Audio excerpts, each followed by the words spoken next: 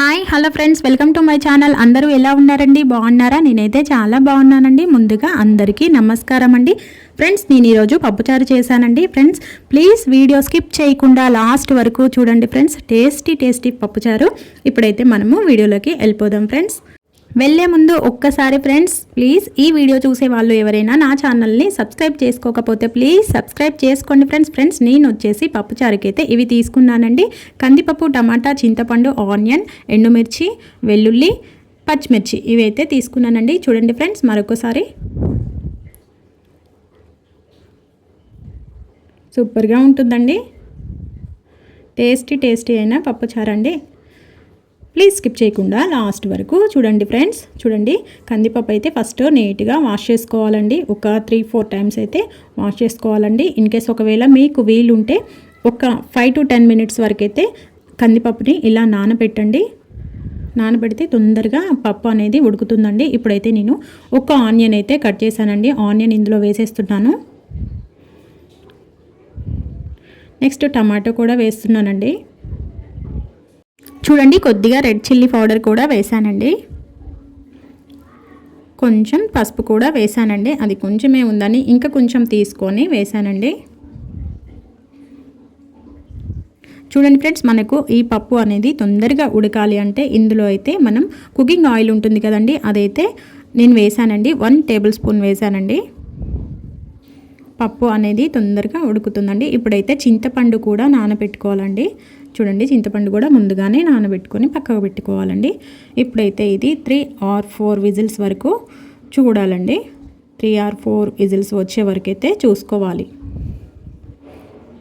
చూడండి ఫ్రెండ్స్, ఇప్పుడైతే మన పప్పు కంప్లీట్ అయిపోయిందండి. విజిల్స్ అయితే కంప్లీట్ అయిపోయింది. ఎలా వచ్చాయో చూద్దామా. ఇలా అయితే తీయకూడదండి. నేను లాస్ట్ టైం కూడా చెప్పాను, సడన్గా అలా తీయకూడదని చెప్పాను. చూడండి ఫ్రెండ్స్, పప్పు అయితే మెత్తగా ఉడికిపోయిందండి. ఇన్ కేస్ మీ దగ్గర పప్పు రుబ్బేది ఉంటుంది కదండి, దాంతో రుబ్బుకోవచ్చు. నేనైతే ఆల్రెడీ మెత్తగానే ఉంది కదా అని గరిటెతో ఇలా అనేసానండి.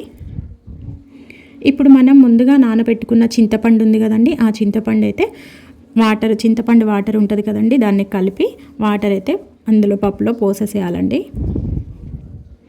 ఇప్పుడు సాల్ట్, అంటే మీకు పప్పు ఎంత కావాలో అన్ని వాటర్ అయితే వేసేయండి. అండ్ తగినంత సాల్ట్ వేయండి.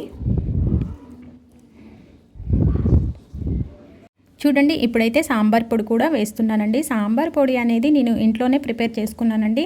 లాస్ట్ 2 weeks బ్యాక్ అయితే నేను ఈ పొడి అనేది ప్రిపేర్ చేశానండి. వీడియో అయితే తీయలేదు. నెక్స్ట్ టైం ప్రిపేర్ చేసేటప్పుడు ఖచ్చితంగా వీడియో తీస్తానండి. చాలా టేస్ట్గా ఉంటుంది. మనం బయట తెచ్చుకునే దానికంటే ఇలా ఇంట్లో ప్రిపేర్ చేసుకుంటే చాలా బాగుంటుందండి. ఇప్పుడు వచ్చేసి ఇది ఇలా మరిగించుకోవాలండి. ఈ పప్పుచారు అనేది ఇలా మరిగించుకోవాలి ఫ్రెండ్స్. ఇలా మరిగేటప్పుడు మనము మన దగ్గర కరివేపాకు కొమ్మలు ఉంటాయి కదండి, అంటే పెద్ద కొమ్మలు అనేది కాదు, జస్ట్ చిన్నవి ఉంటాయి కదండి, అవి అనేది అలానే పెట్టాలి. పెట్టి మనం తర్వాత పప్పు కిందికి దించినప్పుడు ఆ కొమ్మలు అనేది తీసేసేయాలి.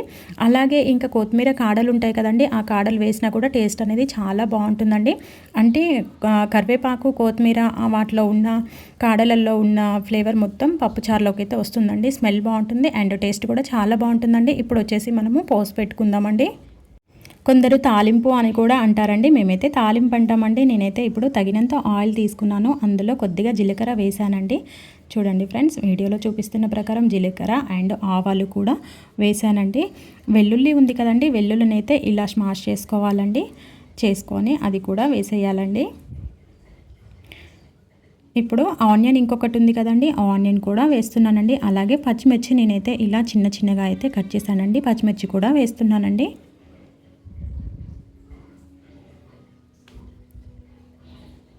చూడండి, పచ్చిమిర్చి కూడా వేసేసానండి.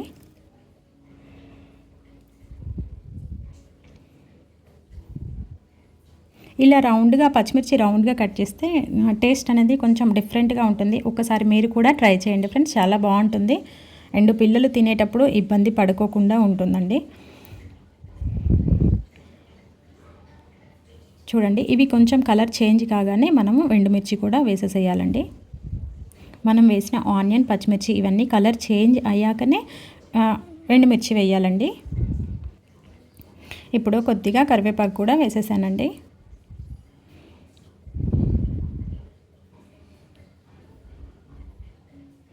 అంతే అండి, సింపుల్. చాలా బాగుంటుంది, టేస్టీగా ఉంటుంది. ఇలా చేయండి, మీ పిల్లలు మళ్ళీ మళ్ళీ చేయాలని అడుగుతారు ఖచ్చితంగా. మీరు ట్రై చేశాక మీకు ఈ పప్పుచారు ఎలా వచ్చిందో నాతో కామెంట్ బాక్స్లో కామెంట్ చేయండి, నాతో షేర్ చేసుకోండి ఫ్రెండ్స్. ప్లీజ్ ఈ వీడియో చూస్తున్న వాళ్ళు ఎవరైనా నా ఛానల్ని సబ్స్క్రైబ్ చేసుకోకపోతే ప్లీజ్ సబ్స్క్రైబ్ చేసుకోండి. ఫ్రెండ్స్, మన పప్పుచారు అయితే రెడీ అయిపోయిందండి. ఇలా ఒక్కసారి ట్రై చేయండి, టేస్ట్ చాలా బాగుంటుంది. ఖచ్చితంగా మీ పిల్లలు అండ్ మీ ఫ్యామిలీ మెంబర్స్ అయితే మళ్ళీ మళ్ళీ చేయమని అడుగుతారండి. ఈ పప్పుచారు కాంబినేషన్లోకి అప్పడాలు తీసుకుంటే ఇంకా బాగుంటుందండి. ఏ నాన్ వెజ్ కూడా పనికిరాదండి, ఎందుకంటే పప్పుచారు టేస్ట్ అలా ఉంటుంది కాబట్టి. నేను చెప్పానని కాదు, టేస్ట్ చాలా బాగుందండి. ఫ్రెండ్స్, ఇప్పటి వరకు ఈ వీడియో చూసిన వాళ్ళకి థ్యాంక్ యూ సో మచ్ అండి. అండ్ అలాగే ఇప్పటి వరకు నా ఛానల్ని సబ్స్క్రైబ్ చేసుకున్న ప్రతి ఒక్కరికి థ్యాంక్ యూ సో మచ్ అండి. ఈ వీడియోకి ఒక లైక్ ఇవ్వండి ఫ్రెండ్స్ ప్లీజ్.